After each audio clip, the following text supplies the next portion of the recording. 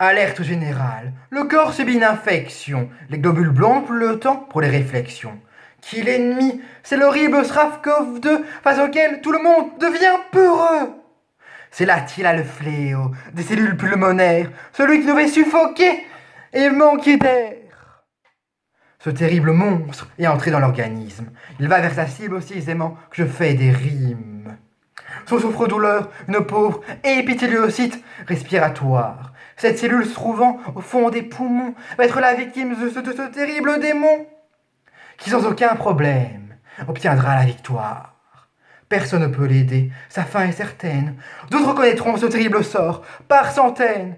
Le virus accroche à la membrane de sa proie. Il pénètre dans la cellule avec une très grande joie. À l'intérieur, il libère son patrimoine génétique, ce qui marque le début d'une mort tragique. L'intrus prend le contrôle de la machinerie cellulaire, afin de se répliquer et de contaminer le reste de la Terre. Dans son hôte, il est protégé comme dans un donjon. Aucun anticorps ne l'empêche de faire ses virions. Ces monstrueux enfants sortent à l'aide de bourgeons pour partir à la conquête d'encore plus de pions.